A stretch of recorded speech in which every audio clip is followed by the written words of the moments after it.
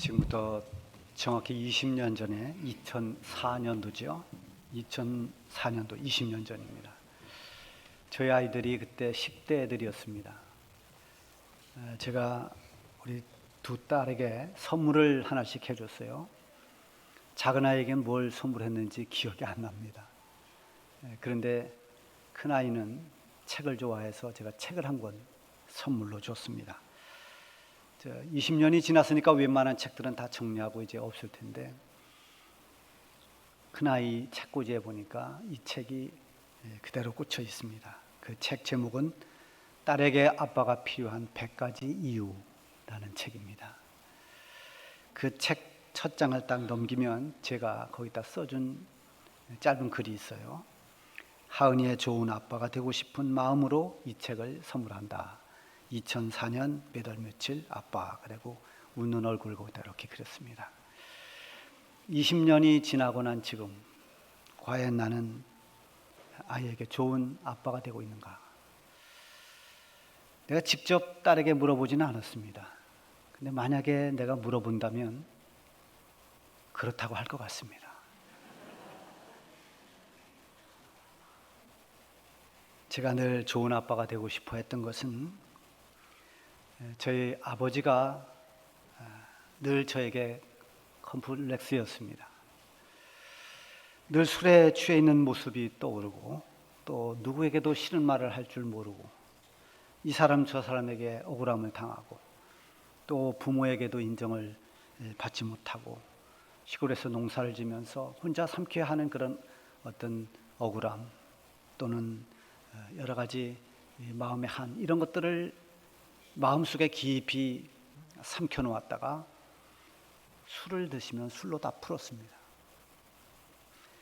어릴 적에 그런 아버지의 모습이 매우 속상했고 또 밉기도 했습니다. 그래서 아버지와 별로 대화를 하질 않았습니다. 아버지가 나에게 좀 자랑이 되고 또 의지할 분이 돼야 되는데, 아버지 하면 숨기고 싶은 나의 컴플렉스가 돼서 어릴 적에는 아버지에 대한 언급을 잘 하지 않았습니다. 아버지를 부끄럽게 여기고 그것이 나의 열등감이 됐습니다. 그러나 제가 이제 성장하고 하나님의 은혜를 받고 믿음이 생기고 영적으로 분별할 줄 아는 때가 되면서 아버지에 대한 컴플렉스는 완전히 사라졌습니다. 그리고 전에 느끼지 못했던 아버지에 대한 긍휼의 마음이 더 뜨겁게 내 마음속에 생겨났습니다. 그래서 지난날 아버지에 대해서 마음을 열지 못했던 것을 회개하고, 그리고 아버지를 새롭게 보는 시각을 가졌습니다. 마음속에 눌려있던 그런 아픔들, 억울함, 이런 것들을 술로 풀어내야 하는 그 고통을 제가 이해할 수가 있었습니다. 실제로 아버지 때문에 내 삶이 꼬였거나 내 앞길이 막히거나 그런 적이 없었습니다. 아버지를 보면서 나는 더 마음을 다잡았고, 또 아버지 때문에 더 하나님을 의지할 수밖에 없었습니다. 누구에게나 다 감추고 싶은 자기의 어떤 컴플렉스가 있습니다. 그것은 위대한 사람도 마찬가지입니다. 아브라함도 그랬고, 또 야곱도 그랬고, 심지어 다윗까지도 마치 아킬레스건처럼 자기의 어떤 취약점이 있었습니다. 말하고 싶지 않는, 감추고 싶은 자기 약점이 다 있습니다. 그런데 이런 자기의 연약함을, 자기의 약함을, 자기의 컴플렉스를 과연 극복해내느냐, 아니면 거기에 매몰돼서 주저앉고 마느냐 하는 그 차이만 있을 뿐입니다. 위대한 믿음의 사람들을 보면 그 삶이 다 평탄하거나 온전했던 것이 아닙니다. 오히려 어찌 보면 남들보다 더 큰 고난을 겪어야 했고, 정말 감당하기 힘든 그런 고난의 세월, 괴로운 시간들을 보내기도 했습니다. 여러분, 잘 가꿔놓은 꽃밭에서 피어난, 같이 어울러 피어난 그런 꽃들도 참 아름답지만, 꽃을 도무지 피우기 힘든 아주 척박한 곳에서 피어난 꽃은 더 귀하고 더 아름답게 보입니다. 가끔 보면 바위 틈에서 이렇게 뿌리를 내리고 자란 소나무들을 볼 수가 있어요. 지금 한 장이 떴는데요.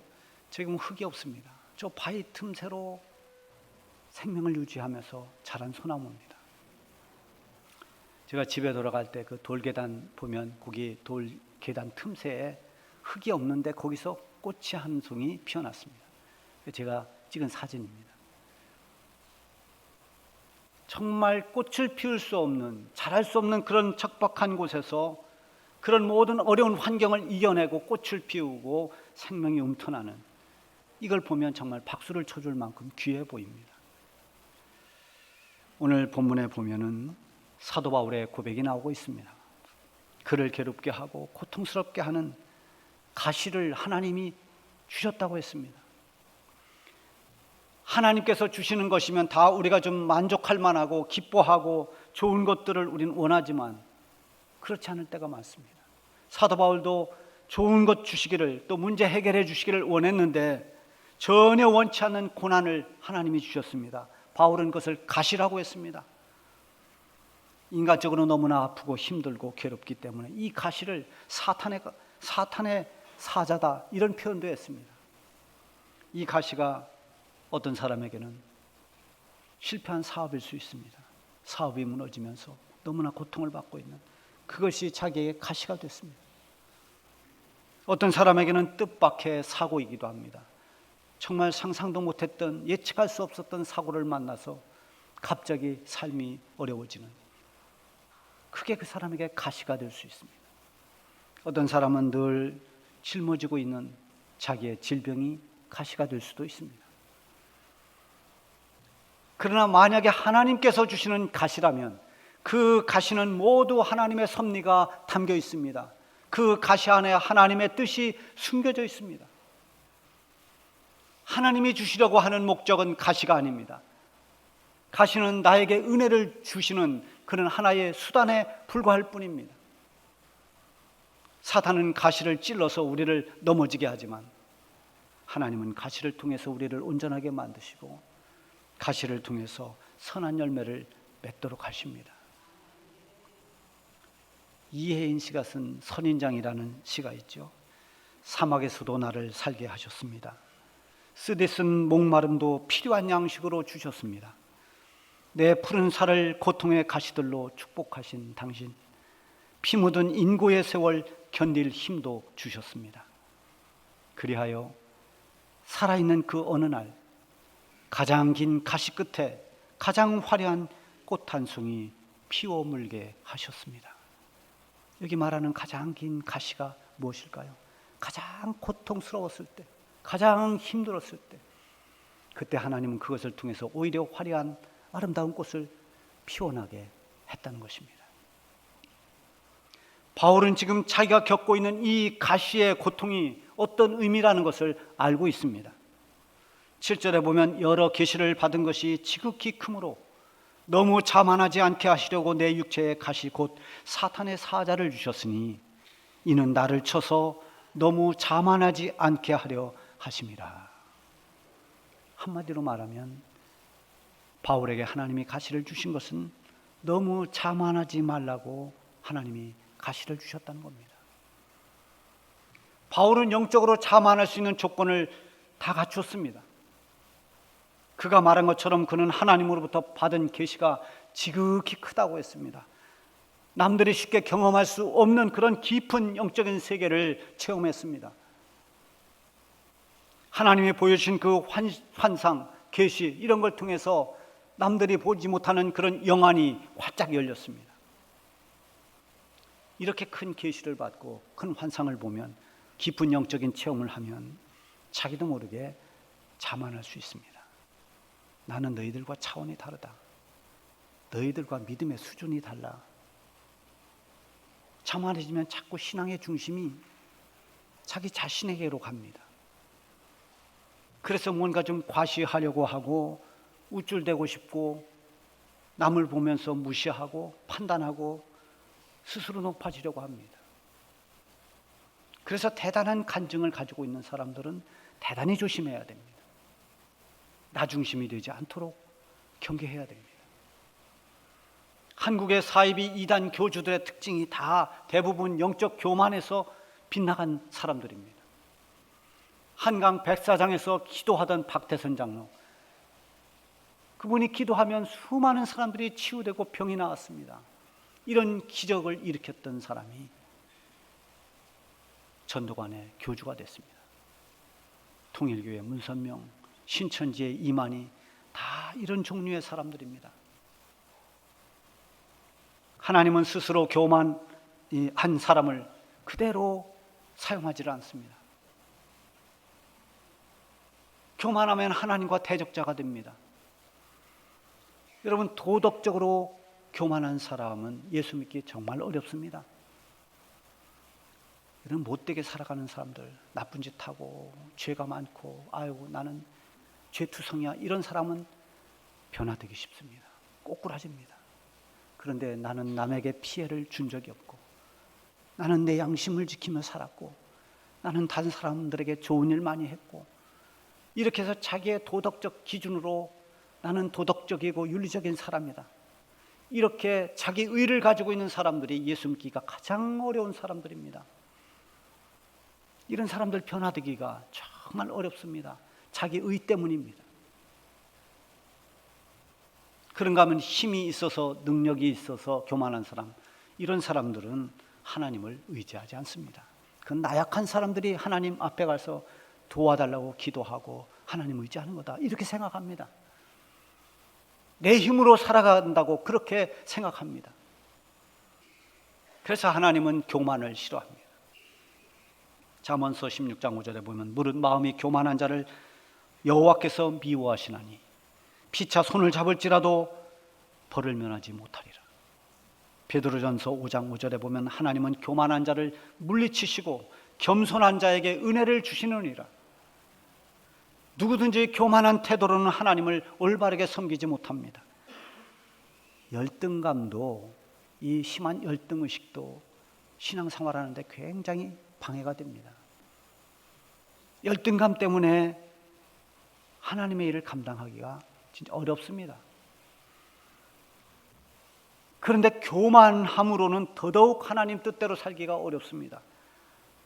하나님의 일을 감당하지 못합니다. 열심히 한다 하더라도 자기 교만으로 넘어집니다. 그래서 하나님은 하나님의 귀한 일꾼을 쓸 때 먼저 교만을 꺾어 놓으십니다. 그래서 뻣뻣한 목을 부드럽게 만들어 주시고 거칠고 강한 그런 말들을 더 부드럽게 만드십니다.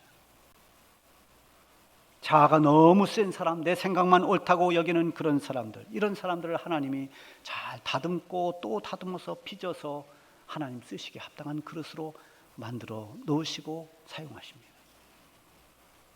바울도 강한 성격에다가 엄청난 영적인 체험을 지금 했습니다. 그야말로 자만할 수 있는 조건을 갖췄습니다. 하나님께서 이런 바울을 낮추시려고, 꺾으시려고 육체의 가시를 주셨습니다.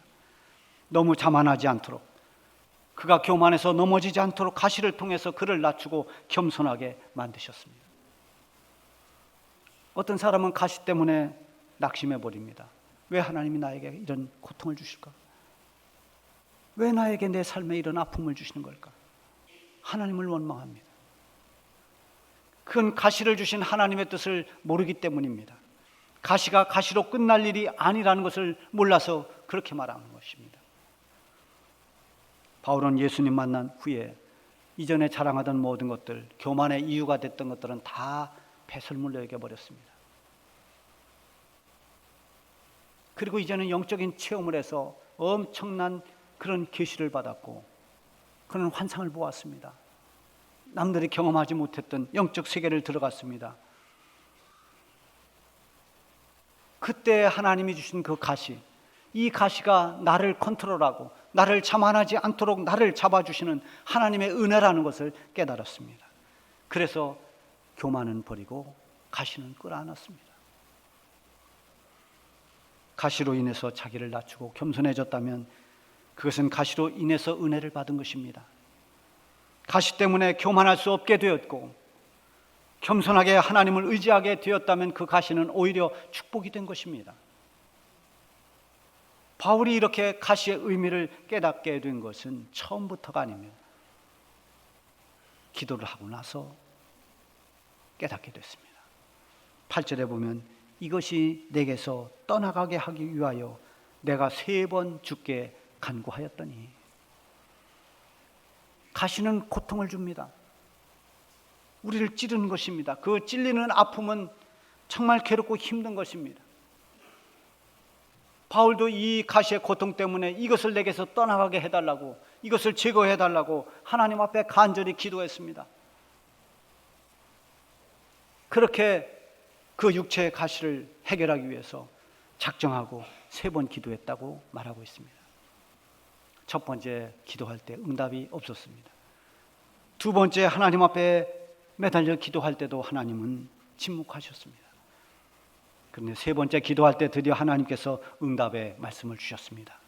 9절에 보면 나에게 이르시기를 내 은혜가 내게 족하도다. 이는 내 능력이 약한 데서 온전하여짐이라. 이것이 하나님이 주신 응답입니다. 바울을 찌르는 가시가 무엇인지 정확히는 우리는 모릅니다. 그것이 무엇을 말하는지, 그것이 바울이 가지고 있는 육체의 병이라고 추측할 뿐입니다. 그것이 무엇이 되었든 이 가시로 인한 고통, 그게 너무나 커서 인간적으로는 그것 때문에 불편하고 그것이 약점이 됐습니다. 그래서 하나님께서 이 가시만 제거해 주신다면 정말 날개를 단 듯이 그렇게 열심히 일할 수 있을 것 같았습니다. 그런데 하나님의 응답은 기대와 달랐습니다. 내 은혜가 내게 족하도다. 이는 내 능력이 약한 데서 온전하여짐이라. 3번이나 작정하며 기도했지만 하나님은 가시로 족한 줄 알라고 응답해 주십니다. 내 기도 안 들어주겠다는 것입니다. 우리는 이럴 때 하나님이 응답해 주시지 않는다고 말합니다. 내가 그렇게 하나님께 간절히 기도했는데도 하나님은 내 기도를 외면해 하시고 내 기도에 응답을 주시지 않는다고 원망합니다. 그러나 그것은 결코 맞는 말이 아닙니다. 하나님께서 거절하신 그것도 하나의 응답입니다. 내가 원하는 답을 듣는 것만이 응답이 아니라 내가 원치 않아도 하나님께서 놓으라고 해도 그만하면 됐다, 족하다 이렇게 말씀하셔도 그것을 하나님의 응답으로 믿어야 됩니다. 바울이 탁월한 영적 매력을 가지고 있는데 그게 뭐냐면 하나님의 뜻이라면 금방 수용하는 능력입니다. 아무리 자기가 원했던 것도 하나님이 아니라 하면 바로 포기해버립니다. 아시아에서 그렇게 뜨거운 열정을 가지고 나는 이 아시아 복음을 전하기 위해서 계획을 세우고 북으로 올라갈 때 하나님이 스톱, 너 그만두고 저쪽 마게도냐 땅으로 가라 할 때 바울은 자기 하던 모든 계획을 다 접어두고 가보지 못했던 마게도냐 땅으로 건너갑니다. 하나님의 뜻이라면 순종합니다. 하나님께서 가시를 안고 살라고 하셨는데 이 가시를 해결해 달라고 제거해 달라고 기도했던 바울이 오히려 이제는 하나님의 섭리를 깨닫고 나서는 상심하기는커녕 오히려 그것을 기뻐했습니다. 9절 하반절에 보면 그러므로 도리어 크게 기뻐함으로 나의 여러 약한 것들에 대하여 자랑하리니 이는 그리스도의 능력이 내게 머물게 하려 함이라. 바울이 없애고 싶었던 그 가시, 그리고 그의 온갖 약한 것들, 전에는 그것이 감추고 싶은 부끄러움이었고 그것 때문에 위축이 되고 용기를 잃기도 했지만 이제는 그것을 자랑하겠다고 말합니다. 하나님의 거절하심에 대해서 오히려 크게 기뻐했습니다. 이미 바울은 지금까지 하나님 은혜를 많이 받았습니다. 내 은혜가 내게 족하도다. 바울이 아멘 했습니다. 그렇습니다. 저는 지금까지 하나님 은혜로 살았습니다. 저 같은 죄인이 구원받은 것만 해도 하나님의 족한 은혜입니다. 네가 가시를 안고 살지만 그런 약함에서 너는 더 온전해질 수 있다.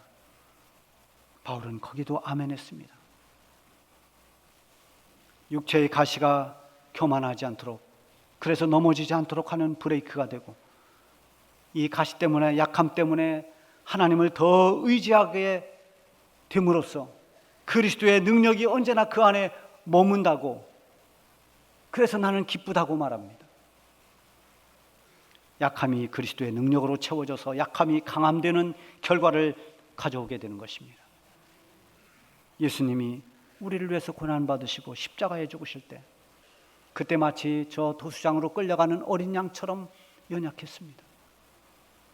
메시아로 오신 저분이 왜 저렇게 연약할까? 왜 저렇게 약할까? 로마의 권세를 다 몰아내고 이 땅에 해방을 주실 그런 다윗 왕 같은 용기 있는 메시아를 기대했는데 예수님은 힘없이 십자가를 메고 골고다를 올라가십니다. 사람들에게 조롱당하고 채찍에 맞고 침뱉음을 당하고 온갖 수모와 멸시를 받고 힘없이 십자가에 매달립니다. 여러분 얼마나 약한 모습입니까? 그러나 그 약함으로 묵묵히 십자가의 길을 가셨기 때문에 오늘 우리들이 구원을 받을 수 있었습니다. 십자가에 달리신 예수님의 약함은 우리를 구원하는 능력이 되었습니다. 예수님의 약함은 후에 가장 강력한 하나님의 능력이 되었고 승리가 되었습니다. 그리고 하나님의 거룩하신 뜻을 이루는 결과를 가져왔습니다. 이것이 약함을 강함되게 하시는 하나님의 능력입니다. 그리스도의 능력이 내 안에 역사할 때 어떤 약함도 문제가 되지 않습니다. 그리스도의 능력 안에서 보면 약함조차도 감사가 되고 은혜가 되고 기쁨이 되는 것입니다. 10절 보세요. 그러므로 내가 그리스도를 위하여 약한 것들과 능욕과 궁핍과 박해와 곤고를 기뻐하노니 이는 내가 약한 그때의 강함이라. 놀라운 역설입니다. 이 같은 역설이 어디 있습니까? 약한 것, 온갖 부족한 것, 그런 약함이 강합니다. 이건 하나님 믿지 않는 사람들은 이해할 수 없는 말입니다. 그러나 이것은 바울의 진정한 믿음의 고백입니다. 그는 이후로 자기의 가시 때문에 원망을 하거나 낙심한 일이 없습니다. 오히려 가시로 인한 그리스도의 능력을 의지하면서 주어진 사명을 잘 감당할 수 있었습니다. 자신의 약한 것들과 그리고 능욕과 궁핍, 박해와 곤고 이런 모든 것들을 다 기쁘게 여겼습니다. 약함과 고난을 부끄러워하지 않고 기뻐한 것은 그 속에 담긴 하나님의 귀한 섭리가 있기 때문입니다. 가시조차도 기쁨이 될 수 있고 약한 것들이 강함이 될 수 있는 것은 그리스도의 능력 때문입니다. 그리스도의 능력은 믿는 자들에게 주시는 하나님의 귀하신 은혜입니다. 여러분 혹시 가시 때문에 힘들어하고 있습니까? 약점 때문에 주눅들고 감추고 숨기며 살고 있지는 않습니까? 하나님은 가시로 인해 그리스도의 능력을 주시고 약한 것들을 강함으로 바꾸어 주시는 분입니다. 내가 약한 그때의 강함이라. 바울의 이 고백이 저와 여러분의 고백이 되기를 바랍니다.